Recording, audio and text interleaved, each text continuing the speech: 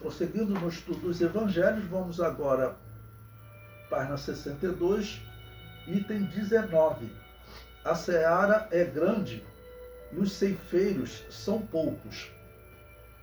Bom, o texto, essa mensagem aparece em Mateus capítulo 9, versículo 35 a 38. Sempre lembrando que nós estamos tentando seguir uma cronologia dos evangelhos. Tem alguns eventos que, para entender, você só vai conseguir entender se você estiver seguindo essa cronologia. Bom, vamos então, Mateus 9:35. E percorria Jesus todas as cidades e aldeias, ensinando nas sinagogas deles. Olha, quais aldeias? Lembre-se, Jesus está na área norte da terra de Canaã, na região chamada Galileia. Ele está pregando em volta do mar da Galileia. Tá bom?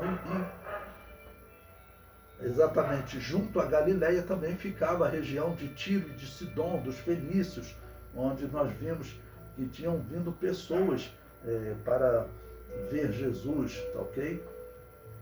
Então ele está na região da Galileia, perto do mar da Galileia, e pregando o evangelho do reino, e curando todas as enfermidades e moléstias entre o povo. E vendo a multidão, teve grande compaixão deles, porque andavam desgarrados e errantes, como ovelhas que não têm pastor.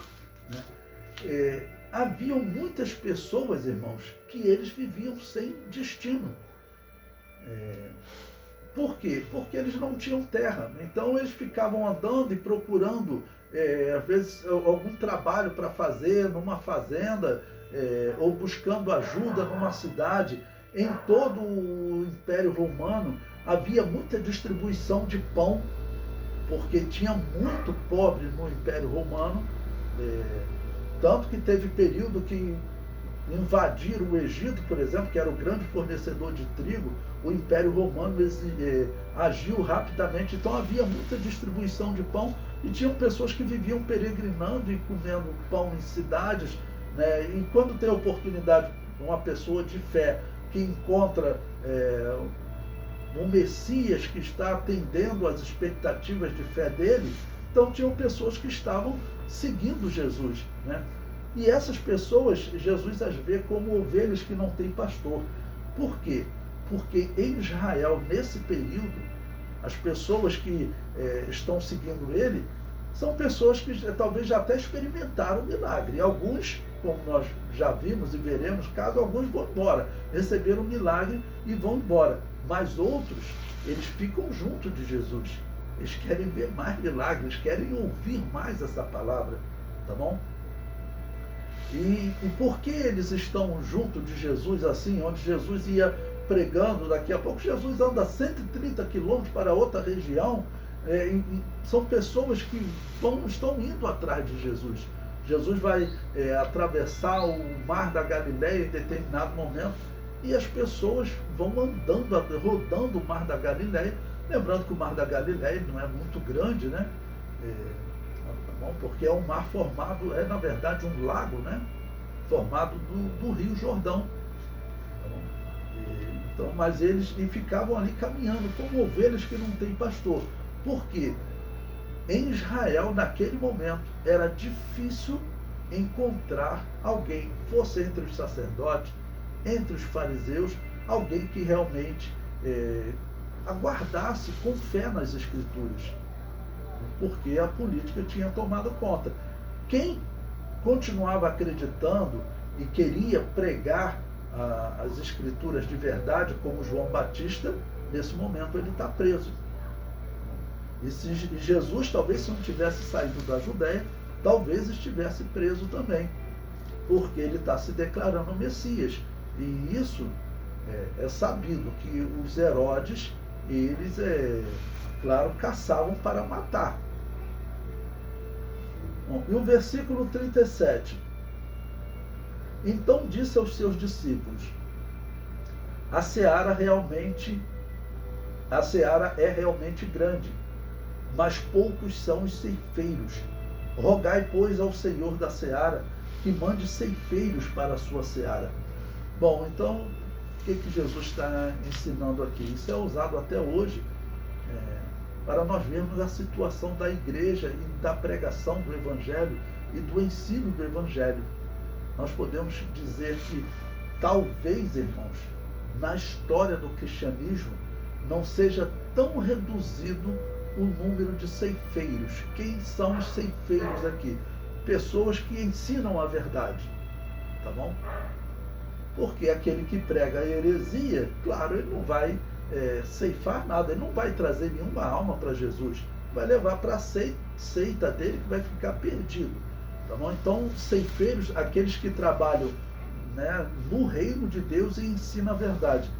Talvez na história da igreja não tenha um momento em que o número de ceifeiros seja tão reduzido. E por que eu digo isso?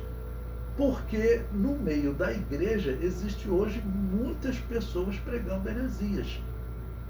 Como eu tenho dito para vocês, a igreja cristã, a Assembleia de Deus, está se aproximando da igreja católica. E olha que nós sempre falamos que a igreja católica ela pratica paganismo porque ela faz invocação aos mortos, e isso todos sabem que a Bíblia descreve como paganismo. Mas hoje existe aliança entre a Assembleia de Deus e a Igreja Católica, algumas Assembleias de Deus, não todas, né? Eu jamais vou participar de uma aliança dessa.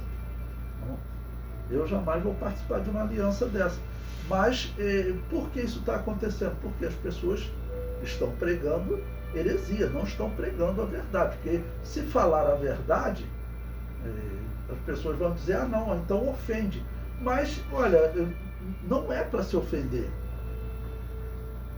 É para a pessoa interromper aquela prática. A Bíblia diz que invocação aos mortos é paganismo, então encerra com isso. Mas eu não posso chamar de sua santidade a pessoa que faz isso. Então nós estamos vivendo um período em que, uma por questão de ética, não vou falar para ofender, outros que nem sabem, nem sabem realmente o que está acontecendo, o que está sendo pregado. Para ele falou de Jesus é caminho da salvação. Para ele é como se não existisse seita. Por exemplo, quando o Papa esteve aqui no Rio de Janeiro, apareceu lá um rapaz com um cartaz escrito: Santo Padre, sou evangélico, estou aqui para pedir a sua bênção. Ele certamente não sabe que o Papa pratica a invocação aos mortos, porque isso está na doutrina católica. Ou então, ele sabe e acredita que isso é normal, mas para um evangélico, e o evangélico chama isso de paganismo. Mas existem igrejas, irmãos, que nem ensinam mais o evangelho, não ensina mais nada. Existem uma série de igrejas que eu vejo que, na verdade, é um local assim para curar, como cura psicológica das pessoas. É só isso. Para as pessoas estarem ali, e as pessoas às vezes parecem quase em transe. Eu já vi até pessoas reclamando: Pastor Levi, eu parei de ir porque eu ficava lá, parecia que eu estava já como entrando num transe, né? E porque pessoas realmente usam a psicologia, usam até a parapsicologia, que é espiritismo, né? Tem reuniões de igrejas, diversas igrejas que fazem isso. A Assembleia de Deus já teve problema de ocorrer divisão em grandes igrejas por conta exatamente dessa prática de parapsicologia. Houve aqui no Rio de Janeiro uma grande divisão nas Assembleias de Deus por conta disso. Então, o número de pessoas, vamos dizer, de ceifeiros, eu quis dar destaque aqui nesse coisa, porque talvez nunca na história do cristianismo tenha tido tão poucos ceifeiros. E como que nós podemos evidenciar isso? Por exemplo, na profecia do Apocalipse. Quando você pega as 7 cartas, as 7 igrejas do Apocalipse, nós temos ali evidências fortes, e eu acredito que as 7 cartas representam 7 fases da igreja. E a igreja da última era, a igreja antes do arrebatamento, ela é chamada de igreja de Laodiceia. É uma igreja que Jesus está do lado de fora tentando entrar naquela igreja. E isso demonstra o quê? que o padrão dos últimos dias vai ser um padrão que Jesus não está participando dessa igreja. O padrão vai ser